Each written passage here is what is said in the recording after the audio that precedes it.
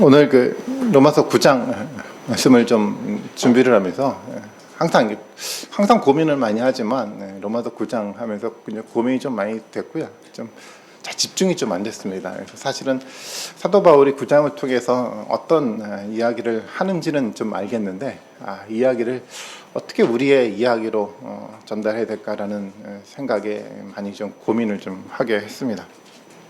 오늘 본문에 보면 사실은 심각한 얘기가 우리 가운데 9장에서 던져지고 있어요. 그 마지막에 32절에 보면 그 부딪히는 돌, 걸림돌이란 표현이 나와 있는데 그 이스라엘 사람들은 하나님을 섬기는 사람들은 그들이 그 성전이 있었고 그들에게 하나님의 말씀이 있었는데 오히려 그것이 그들에게 걸림돌이 됐다라는 겁니다. 아니 교회에서 예배를 드리고 말씀을 좀 나누는데 왜 이것이 걸림돌이 되지? 근데 그들에게는 걸림돌이 됐던 거예요. 그래서 그들 가운데는 이 걸림돌이 돼서 그들은 하나님의 구원의 은혜에 동참하지 못하는 사실은 안타까운 비극의 역사를 그들 가운데 만들어 갔어요. 또 오늘 본문 27절 우리가 본문 속에서 읽어봤지만 그 이스라엘 자손들의 수가 바다의 모래 같을지라고 하더라도 뭐라고 표현합니까? 남은 자만 구원을 받는다라고 표현을 하고 있잖아요. 사실은 쉽지 않은 이야기입니다. 그 허다한 많은 사람들이 성전을 중심으로 예배를 드리고 말씀을 묵상하고 말씀을 붙들고 살아갔는데도 불구하고 그들이 허다한 그들이 아니라 그들 중에 남은 자들만 구원을 받는다라는 사도 바울의 이야기를 좀 하고 있지 않습니까? 사실은 참 쉽지 않은 이야기입니다. 사도 바울이 이 본문을 통해서 던지고자 했었던 이 세밀한 그 이야기가 어떤 의미인지 그래서 우리는 좀 더 진지하게 들어야 되지 않을까라는 고민을 좀 많이 하게 됐고요. 사실은 말씀을 준비하면서 했던 고민은 뭐냐면 사실 우리 가운데 어떤 이야기가 들려질 때 항상 우리는 그 우리의 이야기로 듣기보다도 항상 남의 이야기로 많이 듣게 되잖아요. 이거는 우리하고 해당되는 이야기가 아니야. 나하고는 관계없는 나 이외의 다른 사람에게 필요한 얘기야. 라고 좀 얘기를 듣기도 하고 또 우리 교회의 이야기가 아니라 다른 교회 이야기야 라고 생각을 하는 경우들이 많지 않습니까? 사실 어떻게 생각해 보면 하나님 어떻게 보면 이 로마서 9장의 이야기를 통해서 이스라엘 백성들에게 던지는 이야기지만 사실은 이 이야기를 가지고 오늘 나에게 우리에게 사실 던지는 심각한 이야기라고 생각이 됩니다. 그만큼 우리가 이 본문에 사실 쉽지 않은 혼돈된 이야기가 된다고 하더라도 좀 이 본문을 좀 진지하게 나의 이야기로 우리의 이야기로 좀 들어볼 때 하나님의 음성이 우리 가운데 충분하게 들려질 수 있을 거라 좀 생각이 좀 들었습니다. 제가 충분하게 잘 설명을 하지 못한다고 하더라도 정말 성령께서 여러분 마음 가운데 이 말씀을 통해서 진지한 음성이 좀 들려지기를 좀 바라는 마음으로 좀 설교를 좀 하도록 하겠습니다.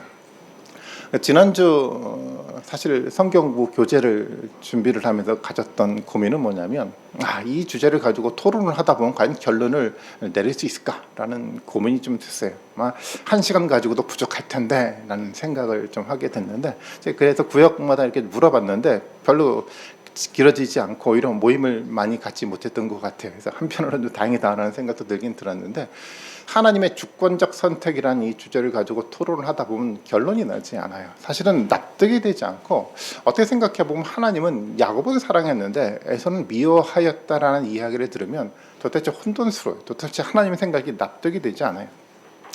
그래서 사람들은 질문을 하게 되지 않습니까? 도대체 하나님 이게 뭡니까? 이해가 되지 않습니다. 너무도 혼돈스럽습니다. 많이 의심스럽습니다. 이런 이야기를 이 본문의 이 주제를 가지고 사람들이 많이 이야기를 합니다. 사실은 그래도 된다고 생각이 됩니다. 우리가 사실 그런 의심들이 생겨나고 납득이 되지 않으면 하나님 앞에 질문을 해야 되죠. 그런데 우리가 잊지 말아야 될 굉장히 중요한 한 가지 사실이 있는데 이건 뭐냐면 그거는 사실 아무리 이해가 되지 않는다고 하더라도 우리는 하나님을 판단할 수 없는 존재라는 사실을 망각해서는 안 된다는 겁니다. 우리가 아무리 많은 지식을 가지고 있다고 하더라도 사실 우리는 하나님을 넘어설 수 없지 않습니까? 우리가 아무리 많이 안다고 하더라도 하나님과 같은 지식을 가질 수는 없습니다. 우리가 가지는 지식이라고 하는 것은 고작 2019년을 살아가는 지금 이 시간에 짧은 시기의 지식만 갖고 있지 않습니까?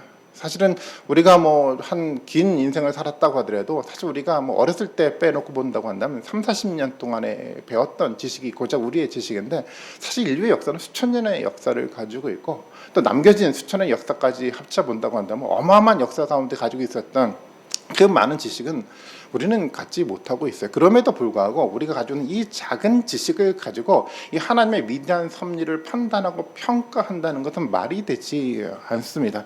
사도 바울도 마찬가지였던 것처럼, 그래서 중요한 것은 뭐냐면 우리 가운데 하나님 정말 이해가 되지 않습니다, 혼돈스럽습니다라고 이야기할 수 있을지는 잘 모르겠지만, 중요한 한 가지 사실은 뭐냐면 그럼에도 불구하고 우리는 하나님을 판단할 수 없는 존재임을 분명하게 인식하고 신앙의 태도를 가져야 된다는 겁니다. 이스라엘 백성들이 오늘 본문의 모습을, 그 이야기를 통해서 볼 때 이스라엘 백성들은 사실 신앙에 실패하지 않았습니까?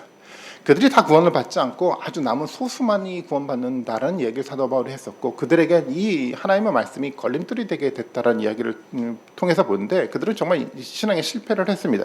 그들이 실패를 했던 가장 중요한 이유는 그거였어요. 그들이 망각했어요. 어떤 사실을 망각했습니까? 그들이 하나님의 은혜를 줬는데, 그들이 율법의 지식을 주었는데, 어느 순간 보니까 그 율법의 지식을 가지고 누구를 판단하기 시작합니까? 하나님을 판단하기 시작을 하더라는 거예요. 자신의 위치는 하나님 판단할 위치가 아님에도 불구하고 하나님 판단하는 위치 속에서 하나님 판단하는 이 모습을 이스라엘 백성들이 보여왔기 때문에 이스라엘 백성들이 신앙에 실패했다라는 겁니다. 이스라엘 백성들은 망각했어요. 그리고 자신의 생각을 가감없이 드러내놓고 하나님과 하나님이 하신 일에 대해서 그들은 판단하기 시작을 했다는 겁니다. 예수 그리스도가 이 땅 가운데 오실 때도 마찬가지였잖아요. 하나님의 아들 예수 그리스도가 이 땅 가운데 오셨는데도 불구하고 이스라엘 백성들이 하나님의 아들 예수 그리스도를 알아보지 못했습니다. 그들은 예수 그리스도를 받아들이지 못했어요. 아니, 오랫동안 그렇게 메시아를 기다려왔음에도 불구하고, 정작 예수 그리스도가 오셨는데도 불구하고 그들이 그 예수 그리스도를 발견하지 못하고 이해하지 못하고 영접하지 못했었던 가장 중요한 이유가 뭐였을까요? 오늘 본문에서 말하고 있는 것처럼요, 10장 2절에서도 말하고 있는 것처럼 첫 번째 문제는 그들이 올바르지 않은 지식을 가지고 있었다는 겁니다. 그리고 두 번째는 뭐냐면 그들이 가진 경험과 지식을 근거로 하나님을 평가하고 자신의 의를 드러냈기 때문에 그들은 예수 그리스도를 발견하지 못했다는 겁니다. 사도 바울의 지적이었습니다. 그들이 가지고 있는 실패는 바로 거기서부터 출발을 하는 겁니다. 사도 바울의 표현처럼, 오늘 제목처럼 뭐라고 얘기합니까? 어떻게 감히 하나님을 평가할 수 있겠습니까? 어떻게 감히 하나님이 만들어놓은 이 섭리의 역사, 하나님의 교회를 통해서 하나님 위대한 역사를 만들어 가고 있는데 내가 도대체 이해가 되지 않아 라고 생각해서 어떻게 하나님을 감히 우리가 판단할 수 있겠습니까? 20절의 말씀에 보면 감히 하나님께 반문하겠느냐, 그 다음에 19절의 말씀에 보면 어찌하여 허물하시느냐라고 표현을 하고 있는데, 이 말이 좀 더 풀어 설명하냐면 어떻게 하나님을 너희가 비난할 수 있단 말인가 라고 이렇게 사도 바울이 이야기를 하고 있는 겁니다. 사람들이 하나님을 평가하면서 궁극적으로 누구를 비난하냐면 하나님과 하나님이 하신 일을 비난하기 시작했어요. 교회를 통해서 하나님의 위대한 역사를 만들어 가고 있음에도 불구하고 이제 자신의 생각이 강하게 자신의 의로 드러나기 시작을 하면서 그것을 가지고 하나님과 하나님이 하신 교회를 평가하기 시작을 했다라는 겁니다. 저는 이것이 이스라엘 백성들이 실패했던 요인이라고 생각하고 오늘날도 마찬가지라고 생각합니다. 많은 교회 가운데 어쩌면 그 본문 속에서 말하고 있는 것처럼 허다한 수가 교회 공동체 가운데 모여 있지만 사실은 그 중에 남은 자만 하나님의 구원에 동참한다라는 이야기를 우리 가운데 들리지 않습니까? 많은 사람들이 신앙에 실패하는 이유는 다른 것에 있는 것이 아니라 바로 우리도 역시 우리가 가지고 있는 지식과 경험을 근거로 하나님을 평가하고 있기 때문에 이런 실패가 우리 가운데 있을 수 있다는 것이죠. 오늘 사도 바울은 이 문제를 가지고 토기장의 비유를 통해서 사실은 이스라엘 백성들에게 또 우리에게 설명을 해나가고 있는 겁니다. 사도 바울은 이 토기장의 이 비유의 이 이야기를 통해서 하나님과 우리가 궁극적으로 어떤 관계인지를 명확하게 이야기를 하려고 합니다. 때로 사람들은요, 하나님이 주신 은혜 때문에 망각할 때가 있어요. 하나님 우리에게 너무도 커다란 은혜를 주시고 나니까 어떤 망각이 되냐면 내가 하나님과 나와의 근본적인 관계를 망각하기 시작을 하더라는 겁니다. 적당한 이해가 될지는 모르겠지만 그래도 한번 예를 들어보겠는데, 여러분 집에서 이렇게 예쁜 강아지를 키우지 않습니까? 너무 강아지가 예뻐서 이제 주인은 강아지를 너무 사랑을 해요. 너무도 애정을 쏟아붓습니다. 또 어느 순간 강아지가 너무 사랑을 부으니까 자기 스스로 착각할 수가 있어요. 주인과 이 강아지의 관계가 아니라 마치 자기가 주인 양 생각하고 주인을 함부로 대하면서 주인을 막 물어버리고 한다고 한다면 여러분 어떻게 생각하시겠습니까? 하나님은 우리에게 은혜를 베풀어 주셨어요. 그래서 하나님 우리를 아바 아버지라고 부를 수 있는 놀라운 특권을 우리에게 주셨습니다. 예수 그리스도를 우리의 친구로 부를 수 있게끔 정말 놀라운 길을 우리 가운데 열어주셨습니다. 하나님 우리에게 그런 선물을, 은혜를 우리에게 베풀어 주셨어요. 그런데 근본적인 관계예요. 하나님과 우리의 근본적인 창조와 피조물이라는 이 근본적인 관계에 대한 사실에 대한 망각이 있다고 한다면 이 은혜가 우리 가운데 사실은 걸림돌이 될 수 있다라는 거죠. 사도 바울이 이 토기장의 비유를 통해서 그 관계를 명확하게 정의를 좀 해나가고 있습니다. 오늘 본문의 이야기를 통해서 말하고 있는 것처럼 토기장이는 창조자 하나님을 표현하는 거겠죠. 토기장이가 그릇을 만드는데요. 토기장이가 그릇을 만드는데 그릇에게 내가 너를 어떻게 만들어줄까라고 물어보고 그릇을 만들지는 않습니다. 누구의 의도대로 이 그릇은 만들어져 가냐면 그릇의 의도대로 만들어져 가는 것이 아니라 토기장이의 의도대로 만들어져 가게 돼 있습니다. 어떤 그릇이 만들어진다고 하더라도 그릇은 왜 토기장이님 나를 왜 이렇게 만들어셨습니까? 불평할 수가 없어요. 왜냐하면 그 모든 의도와 모든 그 주체는 누구에게 있는 겁니까? 다 토기장에게 있는 거였거든요. 사도 바울은 명확하게 이 비유를 통해서 명확하게 얘기를 좀 하고 있는 겁니다. 모든 것은 하나님의 주권적 선택에 의해서 이 땅 가운데 만들어져 간다는 것, 그것이 하나님과 피조물의 관계예요. 우리와 하나님의 관계는요, 세상 태초부터 만들어졌던 창조 질서 가운데 만들어졌던 근본적인 관계는 하나님은 창조자고요, 우리는 피조물이라는 이 관계들이 이 태초부터 만들어졌던 관계의 설정이라는 겁니다. 하고 싶은 말이 많아질지 모르겠어요. 그러나 좀 이 사도 바울의 이야기를 우리가 좀 진지하게 들어봐야 되는데요. 19절에 보면은 혹 내게 말하기를 이렇게 표현을 하는데, 누군가가 사도 바울에게 말을 하면서 하나님이 어찌하여 허물하시느냐라고 질문을 던져가고 있어요. 사실은 이 대상이 누구인지, 도대체 어떤 사람들이 사도 바울에게 이런 이야기를 하고 있는지 명확하게 이 대상이 누군지를 우리는 좀 알아야 됩니다. 이 비유의 이야기를 사도 바울의 이야기를 하고 있는데, 이 비유를 통해서 사도 바울이 어떤 생각으로 이 비유를 사용하고 있는지를, 그 목적을, 의도를 좀 알아가야 되는데요. 사실은 이 토기장의 비유는 사도 바울이 만들어낸 것이 아니라 이사야서에 기록된 그 이야기를 가지고 와서 사도 바울이 사용을 한 겁니다. 그래서 사실 사도 바울이 이것을 어떤 의도로 설명을 하고 있는지에 대한 이해는 이사야 속에서 이 본문이 어떻게 기록되고 어떻게 사용됐는지를 우리가 알아야 되지 이해가 좀 될 수가 있겠죠. 사도 바울은 토기장의 비유에 대한 이야기를 이사야에서 있는 본문만 가지고 온 것이 아니라 본문이 가지고 있는 상황과 역사에 대한 이식을 그대로 가지고 사도 바울은 이 본문에 대한 이야기를 기록을 하고 있다라는 겁니다. 그래서 이사야서 본문을 한번 찾아볼 필요가 있는데, 이사야서 29장 16절의 말씀에 보면 이렇게 표현을 하고 있습니다. 한번 봐볼까요? 첫 번째 이렇게 표현합니다. 너희의 패역함이 심하도다. 토기장이를 어찌 진흙같이 여기겠느냐? 지음을 받은 물건이 어찌 자기를 지은 이에게 대하여 이르기를 그가 나를 짓지 아니하였다 하겠으며, 빚음을 받은 물건이 자기를 빚은 이에게 대하여 이르기를 그가 총명이 없다 하겠느냐? 이게 이사야를 통해서 만들어졌던 이야기인데, 이야기를 우리가 자세히 들여다보면 어떤 얘기를 좀 하고 있냐면, 반문을 하는 사람을 이사야는 뭐라고 얘기를 합니까? 그들이 너희의 패역함이 심하다라고 얘기를 하고 있어요. 사실은 이 반문을 하고 있는 사람들이 가지고 있는 삶에 대한 태도가 어떤 태도였습니까? 하나님에 대해서 패역한 사람들이 이런 질문을 던져가고 있다라는 겁니다. 사실 그렇지 않습니까? 반문을 하는 사람들이 패역함이 심한 사람들인 거죠. 사실 말씀 앞에 신실하게 살아가는 사람들은 반문하기보다도 그 말씀의 신비로움 앞에, 하나님 앞에 감격해하고 하나님을 찬송하는 것이 하나님 앞에 좀 살아가는 사람 아닐까요? 사도 바울이 그렇잖아요. 로마서를 읽어 내려가다 보면 사도 바울이 그렇게 기록을 하고 있어요. 사도 바울이 어떤 기록을 하다가도 순간순간 하나님은 어떻게 합니까? 하나님의 영광의 위대하심들을 사도 바울이 찬양하고 있지 않습니까? 납득이 되지 않고 이해가 되지 않는다고 하더라도 그 말씀 앞에 겸허하게 무릎 꿇고 하나님을 찬양할 수 있는 힘이 바로 이 사도 바울에게 있었다라는 겁니다. 반면에 이 패역한 사람들은 어떻게 됩니까? 납득이 되지 않고 이해가 되지 않으면 어떻게 되죠? 하나님을 비난하면서 하나님에게 반문을 하는 모습을 보여가고 있다라는 겁니다. 이스라엘 시대에 가지고 있었던 이스라엘 백성들의 모습이 그랬어요. 그들은 패역함이 심한 사람들이었습니다. 하나님의 하신 일에 사실 이해가 되지 않으면 어떤 태도를 여러분 가지십니까? 이해가 되지 않으면 기대가 되지 않습니까? 내가 가지고 있는 생각으로 도대체 하나님 납득되지 않은 어떤 이야기가 들려진다고 한다면 이 납득되지 않는 하나님의 그 이야기 앞에 기대와 그 긴장들이 우리 가운데 생겨나지 않습니까? 어쩌면 그 기대 속에서 하나님이 하실 일을 또 우리가 기대하며 그 신비 속에서 우리의 삶들을 좀 하나씩 좀 결단해보고자 하는 마음들이 들지 않습니까? 하지만 우리가 지식과 경험이 중심이 돼서 하나님을 판단하는 경우들은 그런 기대가 있는 것이 아니라 하나님을 비난하고 도대체 하나님 나에게 왜 이런 일들을 주십니까? 라는 뭔가 이 고통의 소리를 내게 될 수밖에 없다라는 겁니다.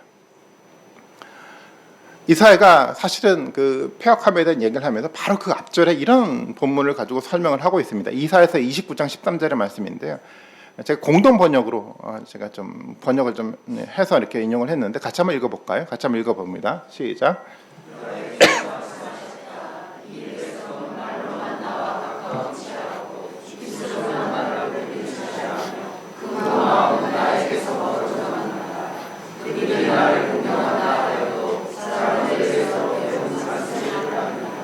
예, 지금 하나님께 반문하고 있는 사람들이 어떤 모습을 가지고 있는지를 명확하게 이사야는 설명을 하고 있어요. 그들은 어떤 모습이었습니까?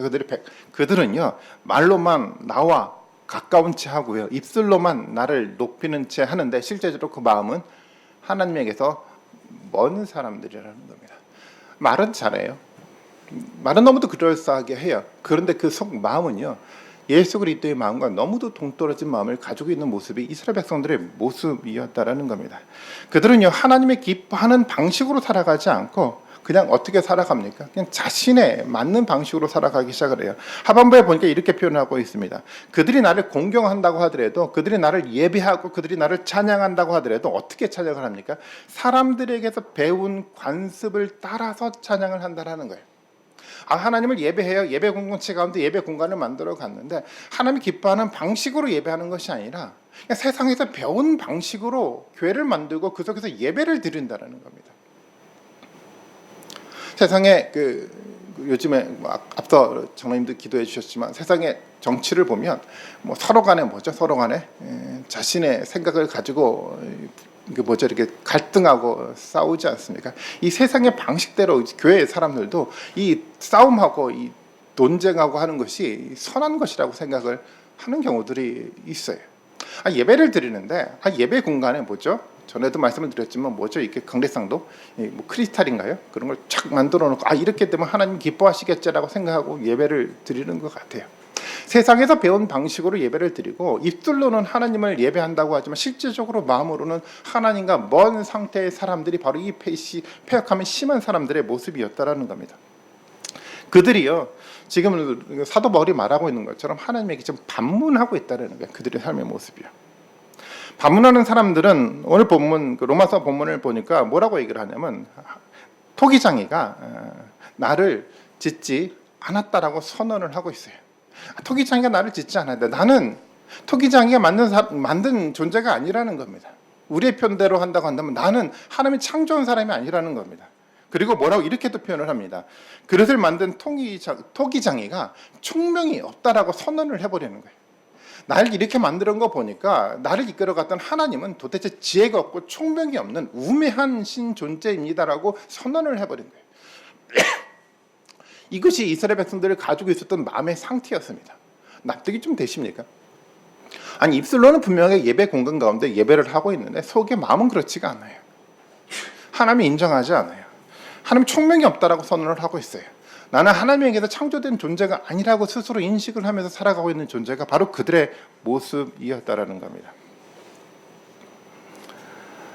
어쩌면 오늘날 많은 사람들이 이런 모습으로 하나님과 멀어졌다고 생각을 합니다.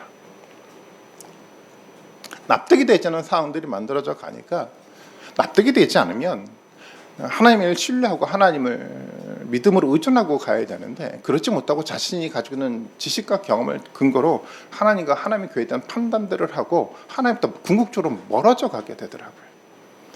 근데 이 자리에 참석하신 분들은 아마 그렇진 않다고 생각합니다. 때때로는 여러분들 가운데서도 혼돈이 있지 않았습니까? 혼돈이 있기 때문에 하나님께서 멀어져 간 것이 아니라 혼돈이 있기 때문에 더욱더 하나님을 의지하고 싶어서 하나님의 예배 공동체를 만들고 몸부림하고 있다고 한다면 그것은 하나님의 길로 가고 있다고 생각이 돼요. 하지만 어떤 경우는 좀 다른 경우들도 있습니다. 이해가 되지 않으니까 나는 이제 모든 게 다 싫다라는 거예요. 나는 이제 교회를 떠나서 혼자 살겠다라고 결단하고 살아가는 경우들이 너무도 많아요. 왜 이런 일들이 만들어져 갑니까? 내가 가지고 있는 지식과 경험을 통해서 하나님과 하나님 하시는 일들을 판단하고 평가하고 있기 때문에 이런 일들을 우리 가운데 만들어져 가겠죠. 결국 궁극적으로 이런 평가의 기준을 통해서 그 사람들이 결국 하나님에게서 점점점 멀어져 갈 수밖에 없었다라는 겁니다. 이스라엘 백성들이 그래서 실패한 겁니다. 사도 바울이 말하고 있는 것처럼 하나님은 하나님과 우리와의 관계가 어떤 관계인지를 우리는 명확하게 인지하고 그 관계 속에서 우리가 살아가야 됩니다. 우리는 감히 하나님의 주권적 역사 속에서 만들었던 모든 결과물들에 대해서 거기에 대해서 비난하거나 반문할 수 있는 위치가 아님을 우리는 인식할 줄 알아야 되고요. 하나님의 섭리 역사 가운데 우리가 믿음으로 반응하고 믿음 앞에 우리가 순종함을 가지고 나갈 수 있는 힘들이 있어져 갈 때 그 속에서 하나님의 위대한 역사가 우리 가운데 만들어져 갈 수가 있다라는 겁니다. 사도 바울은 9장 하반부를 통해서 두 가지 본문을 또 이용을 하고 있어요. 호세아에서 본문하고 이사야에서 본문을 가지고 인용을 좀 하고 있는데 이 두 가지 이야기를 통해서 사실은 사도 바울은요 이스라엘의 실패 역사를 기록을 하고 있지만 더 중요한 얘기를 하고 있어요. 더 중요한 얘기는 뭐냐면 이스라엘 백성들이 실패를 했는데도 불구하고 하나님 그 실패를 통해서 하나님은 승리 역사를 만들어 간다는 이 신비한 얘기를 사도 바울이 오늘 본문을 통해서 얘기를 하고 있다는 겁니다. 사실은 비극적이죠. 이스라엘 역사의 관점 속에서 본다고 난 비극적일지 모르겠지만 그 비극의 역사를 그 넘어서 하나님 위대한 역사를 만들어 가고 있다는 것이 사도 바울의 생각이었어요. 본문의 얘기를 조금 더 볼까요? 로마서 9장 25절과 26절의 말씀입니다. 같이 한번 읽어볼까요? 같이 한번 읽어봅니다. 시작.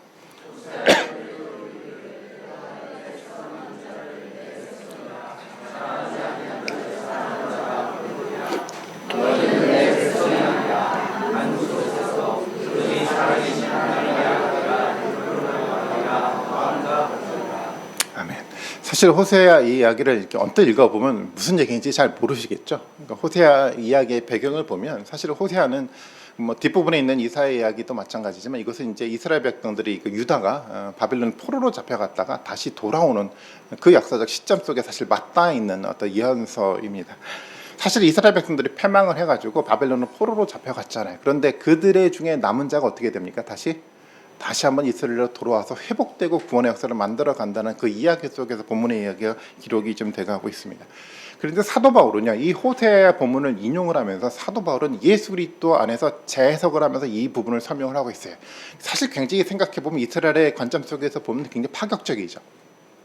사도 바울은 어떻게 이 본문을 해석하고 있냐면 이스라엘 백성들이 포로로 잡혀갔던 남은 자들이 돌아오는 것을 어떻게 얘기를 하고 있냐면 세상 가운데 포로로 잡혔던 사람들이 누구를 통해서 예수 그리스도를 통해서 새롭게 돌아오는 자로서 사도 바울은 해석을 하고 있다라는 겁니다. 사도 바울의 지금 관점은 어떤 얘기를 좀 하고 있냐면 이 이야기는 호세 이야기는 단순하게 이스라엘이라는 나라가 바벨론으로 포로로 잡혀갔다 돌아온다는 이야기가 아니라 실제로 어떤 이야기로 해석을 하고 있냐면 세상 가운데 노예로 세상 가운데 실패했던 인생이 바로 예수 그리스도를 통해서 새롭게 회복함을 얻는 그 남은 자들에 대한 이야기를 설명을 하고 있다는 겁니다. 여기서 말하는 하나님의 백성은 어떤 사람들을 말하는 거냐면 유대인뿐만 아니라 누구를 다 포괄하고 있습니까? 이방인을 다 포괄하고 있어요. 뭐 이야기가 우리에게는 별 이야기처럼 들리지 않을 수 있지만 사도 바울에게는 굉장히 파격적인 이야기였었습니다. 이스라엘 백성들을 통해서 남은 자들이 돌아오는데 남은 자들이 누구를 다 포괄하고 있습니까? 이제는 이 남은 자들은요 이스라엘이라는 혈통적 백성들을 말하는 것이 아니라 누구를 말하는 거죠? 예수 그리스도를 통해서 만들어지는 모든 사람을 말해요. 그 중에서는 이스라엘 백성들도 있고 누구도 있습니까? 이방인들도 그 가운데 속해 있다라는 겁니다. 이것을 통해서 우리는 사실은 사도 바울의 하나님의 섭리 역사를 이해하는 사도 바울의 관점을 이해를 할 수가 있습니다. 사실은 이것이 궁극적으로 하나님이 원래부터 하고자 하는 목적이었잖아요. 하나님이 아브라함을 선택을 했습니다. 하나님은 아브라함에게 복을 주었어요. 왜 하나님이 아브라함에게 복을 줬습니까? 아브라함에게 너 잘 먹고 잘 살기 위해서 내가 너에게 복을 줬어가 아니라 어떤 목적을 가지고 있었습니까? 그들을 통해서 모든 민족에게 복이 나눠져 가기를 원하는 그 목적을 가지고 아브라함에게 복을 줬잖아요. 하나님은 아브라함에게 복을 줬다는 것은 너가 복의 통로가 돼서 너를 통해서 이방에 있는 모든 민족들 가운데 하나님의 복이 나눠져 가기를 원하는 하나님의 목적 때문에 복을 줬다는 거예요. 그래서 이스라엘 백성들이 세워졌다는 것은 이 목적을 수행하기 위해서 이스라엘 백성들이 특별하게 하나님의 백성으로 선택이 돼 있다는 겁니다. 그런데 이스라엘 백성들이 그것을 망각했어요. 하나님이 망각하고 건강한 지식을 그들 가운데 갖고 있지 않아서 그들은 어떤 의식을 갖고 있었냐면 우리만 하나님의 백성이다라는 의식을 가지고 자기들끼리만 모여가는 모습의 공동체로 만들어 갔다는 겁니다. 그래서 그들은 실패했어요. 자신들의 모임만을 만들어갔던 그들의 역사는 철저하게 실패를 했는데, 근데 그 실패가 실패의 역사로 끝나지 않고 오늘 본문에 보니까 어떻다라는 겁니까? 하나님은 원래 아브라함에게 계획했던 그 역사를 이스라엘의 실패를 통해서 지금 만들어가고 있다는 거잖아요. 아브라함을 통해서 너에게 복을 주고 너를 통해서 인류 역사 가운데 이방 모든 민족들 가운데 복음이 나눠져 가겠다라고 하나님 원래부터 계획했던 것들이 비록 이스라엘 백성들은 실패했을지 모르겠지만 그 실패 역사를 통해서 하나님 위대한 승리 역사를 지금 만들어가고 있는 그 상황들을 이 아브라함은 목도하고 있다는 겁니다. 그것이 하나님의 섭리의 역사였었어요. 당시의 사람들에겐 이해가 되지 않고 납득이 되지 않았겠죠. 도대체 왜 우리가 이런 실패가 있습니까? 왜 우리가 이렇게 고통당해야 됩니까? 왜 우리 교회가 왜 이렇게 쉽지 않게 세속화되는 과정들을 이렇게 걸어가고 있습니까? 왜 우리는 이게 실패합니까? 예, 우리는 고통스러울지 모르겠어요. 그런데 우리가 바라보는 또 하나의 관점이 필요한데, 우리가 아무리 실패한다고 하더라도 하나님 그 실패 너머 속에서 우리를 통해서 어떤 역사를 만들어 갑니까? 신비로운 하나님의 승리의 역사를 만들어 간다는 겁니다. 사도 바울은 9장 10장의 이야기를 통해서 아픈 역사를 만들어 가고 있지만 그 아픈 역사 너머 속에 가지고 있는 하나님의 신비의 섭리 역사를 이 사도 바울은 증거하기를 원했습니다. 저는 이 이야기가 우리 가운데 소망을 준다라고 생각을 해요. 우리의 모습을 보더라도 이스라엘과 다르지 않아요. 많은 사람들이 하나님을 비난하고요. 우리는 하나님 만들지 않았어. 하나님 도대체 총명이 없습니다라고 비난하고 살아가는 과정 가운데 이미 하나님부터 멀리 떨어져 가고 심각한 어려움 가운데 영적인 혼돈 가운데 살아가고 있는지 모르겠어요. 그런데 중요한 한 가지 사실은 뭐냐면 그 너머 속에 하나님의 이 일들을 통해서도 하나님 위대한 승리 역사를 만들어 간다는 겁니다. 여러분들이 이 하나님의 섭리 역사를 우리가 볼 수 있는 믿음의 눈이 우리 가운데 있다고 한다면 도대체 납득이 되지 않는 이 상황 가운데서도 하나님 만들어가는 놀라운 역사를 볼 수 있는 저는 영적인 힘이 우리 가운데 생겨날 수 있을 거라 생각합니다. 우리 모두가 그 하나님의 신비의 섭리 역사를 볼 줄 아는 은혜가 있기를 바라겠습니다. 사도 바울은 또 계속해서 이야기를 좀 해나가고 있어요. 로마서 9장 27절 28절의 말씀인데요. 같이 한번 읽어볼까요? 같이 한번 읽어봅니다. 시작.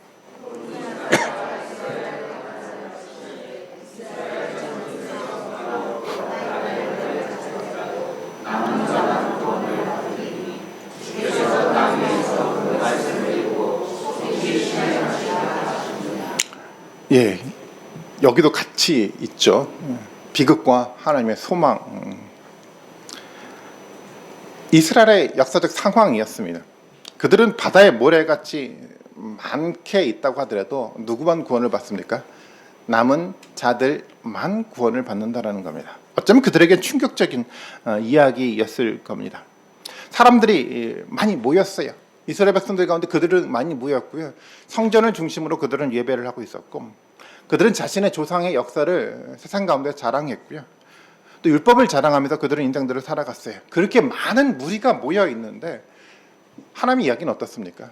많은 무리가 그 가운데 있다고 하더라도 남은 자들만 하나님의 구원에 동참하게 된다는 겁니다. 이 남은 사람들은 어떤 사람들일까요? 이 남은 사람들은 단순하게 이스라엘 백성이기 때문이 아니고, 내가 오랫동안 신앙생활을 해왔기 때문이 아니고, 나의 부모님이 신앙이 좋으신 분이기 때문도 아니고요. 어떤 사람들입니까? 지금 이 순간 믿음으로 고백을 하는 사람들이겠죠.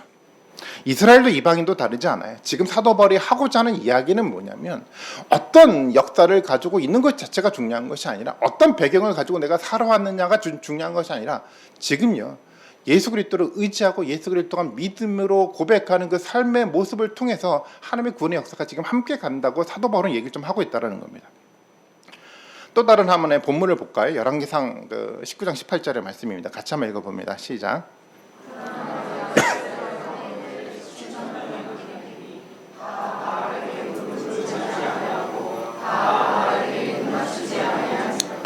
사도 그죠? 그 엘리야가 이스라엘을 바라보면서 심각하게 영적으로 혼돈스러웠습니다. 도대체 보이지가 않는 거예요. 하나님 도대체 어떻게 이스라엘을 이끌어 갑니까? 세상의 모든 사람들이 다 바알을 섬겨가고 있는 그 상황들을 보면서 혼돈스러웠어요. 근데 이 엘리야에게 하나님 뭐라고 얘기를 합니까? 그렇지 않다라는 거예요. 바알에게 무릎 꿇지 않는 남겨진 사람이 몇 명 있습니까?